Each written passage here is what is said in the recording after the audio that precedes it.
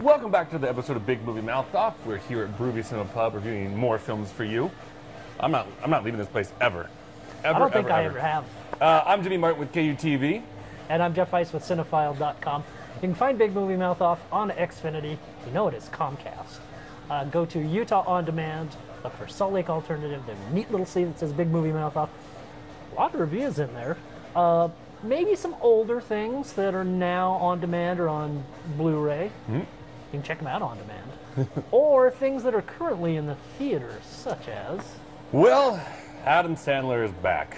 Mm-hmm. Do you hear just the emotion that comes out when you say that now? Mm-hmm. It used to be such a positive thing. Right. It's not anymore. But he's back.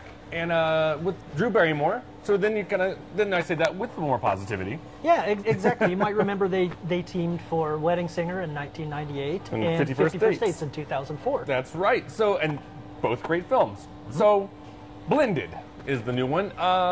Let's see. We're a little bit later on down in our lives now, and Adam Sandler is a widower. Mm-hmm. He's got 3 daughters who... The running joke is that no one can tell that they are girls. They all think that they're boys. Mm-hmm. Mm-hmm. And then Drew Barrymore is a divorcee, recently divorced from Joel McHale. She's got 2 boys.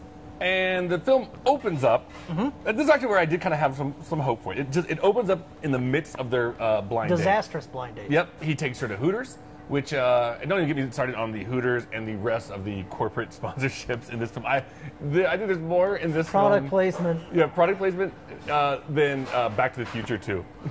I think they might have more. Yes, and that served a point there. Yeah, right. Well, actually, that serves a point here, which is to get the movie made, but I digress. Exactly. So they go on this horrible blind date. They're not going to talk to each other anymore. Nope. But then... They make a promise. They're like, just never mind. It wasn't worth it. And then they go their separate ways, but then little mishappenings kind of keep bringing them back together. Yes. They find each other in a pharmacy and whatnot. And so what's funny is because in the trailer, the big point of this story is that they go to Africa. Yes. There's family vacation. Family vacation. It was it's her friend's ex-boyfriend and his boss is the same person, and he had tickets to go to Africa and he can't use them, so they're all going to go together, and they don't know that until they all show up at the same hotel. Don't know why they didn't see each other on the flight. And they're forced to share quarters. Yep. And then as we always say, wackiness ensues. But here's the thing. I was really hoping... I remember seeing the poster for this and seeing Drew Barrymore and going, thank God. Yes. She can bring Adam Sandler back. Absolutely. The term I like to use is Drew Barrymore at her best, because she's sweet, sort of pixie-ish presence. Talks out of the side of her mouth. Who can help Adam Sandler turn off or at least turn down his inner moron? Right. It's everything. And Wedding Singer, he really toned it down. Yeah. 51st Dates. There were hints of it. It's hints of that Happy Madison production company. Absolutely. Here, we get the inner moron again. You get the inner moron, when I walked out, though... And his character, let me just say right now, especially at the onset, man, what an unlikable guy. I don't care if this guy ever finds true love. I don't. Well, yeah, I mean, they pulled the widow card. And you're like, I'm trying to feel like, yeah, but he's still kind of a jackass. Oh, he's not kind of a jackass. No. He's a giant jackass. And so, but what I thought about when we walked out of this film, Adam Sandler does his damnedest to bring Drew Barrymore down to his level of crappy filmmaking. And she refuses to do it. Absolutely. Even when she's getting stuff thrown at her, insults, when kids are uttering things at African villagers that, I'm sorry, this film is shockingly racist at times. Shockingly racist at times. And yet, she's on, there's a little glimmer of hope. Yep. And then the camera goes around to Adam Sandler, who again is working with his longtime friend Frank Karachi. Frank Karachi also made Wedding Singer, but man, he has lost it since then. He has lost it. And by the way, this film is close to 2 hours long. And that's why I keep laughing about when I say like the film's about going to Africa. I remember looking at my watch and going like, are they going to get to Africa? Are we going to Africa? Right? Because that's all you see in the trailer. Yeah, I thought it'd be like maybe a 10-minute setup and then you get to Africa. But no, it's like 40 minutes. Which absolutely, by the way, brings out the one thing that made me laugh in the film. Terry Crews as the singer, and he's sort of the Greek chorus, sort of in the way that Jonathan Richman was the Greek chorus for There's Something About Mary. And And there are hints there that if the writing had been stronger, Yeah. they really could have done something with this film. I mean, to me, I really believe that there is a film in there. There and that's what makes me absolutely mad. is, exactly. But now, Happy Madison, especially, and I blame you, audience, I'm sorry.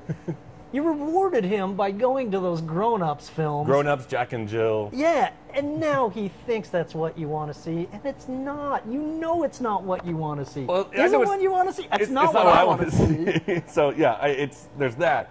You know, I really do believe you could take this film and you just edit out all that stupid, unnecessary Happy Madison stuff. Yeah. Get rid of most of the kids stuff.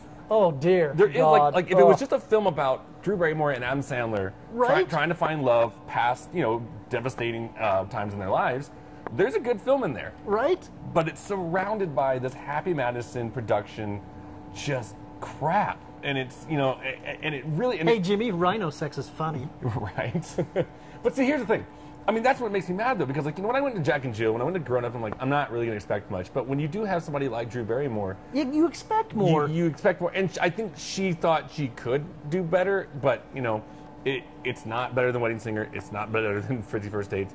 It is better than Grown Ups. It is better than Grown Ups 2, and it's better than Jack and Jill. Oh dear God, it's better than Jack and Jill. Yeah, I mean, and that's not saying much, but again, there's something in there to see. With that said, I've been debating this all week. It's either a really strong 1.5 or a really, really weak 2 stars. And that's it. It's a weak 1.5 for me. It's a weak 1.5 for me, and it's virgin. There are times if Drew Barrymore were not his co-star in this, it would be a 1-star film. Oh, easy. It would be a 1-star film. It that almost got below that. Yeah, exactly. I mean, she's the only saving grace in this film. And like I said, yes, Terry Crews pops every now and then. And what's funny about that is that sometimes I was laughing at him, and sometimes I'm like, God, it's just a Happy Madison. It's just them. So, yeah, sorry, it's not the charm that we all remember from Wedding Singer and 50 First Dates. I would suggest just go watch those instead of seeing Blended. Or if you're flying on a plane, you can watch Blended. It's better. It is better than staring at the seat in front of you. Yeah, that's right. So that'll do it for this episode of Big Movie Mouth Off. We'll be reviewing summer films all summer long. Join us. We'll be here. We're not going anywhere. See you guys.